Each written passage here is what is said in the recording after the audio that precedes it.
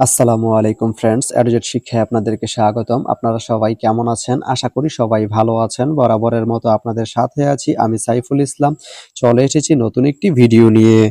আজকে আমরা জানবো আপনি চিনকি আস্তানা থেকে পাগাচং যেতে কোন কোন ট্রেন রয়েছে, সেই ট্রেনগুলা ছাড়ার নতুন সময়সূচি, বন্ধের দিন এবং গিয়ে পৌঁছতে কতক্ষণ সময় লাগবে বিস্তারিত। আমি যদি আপনাদেরকে ট্রেনের সময়সূচিগুলা বলে দেই, আপনি চিনকি আস্তানা থেকে পাগাচং যেতে শুধুমাত্র একটি ট্রেন রয়েছে, সেটি হচ্ছে কর্ণফুলী।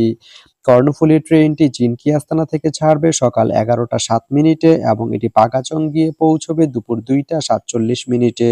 এই ট্রেনটির কোনো অফ ডে নেই। তো আপনি চিনকি আস্তানা থেকে পাগাচং যেতে এই কর্ণফুলী ট্রেনটি ব্যবহার করতে পারেন। তো ভিডিওটি কেমন লাগলো অবশ্যই কমেন্ট করে জানাবেন। আর ভিডিওটি যদি ভালো লেগে থাকে বা আপনার কোনো উপকারে এসে থাকে তাহলে ভিডিওতে একটা লাইক করে দিবেন। কারণ আপনার একটা লাইক আমাকে অনেক ইন্সপায়ার করে নতুন নতুন আরো ভিডিও বানাতে।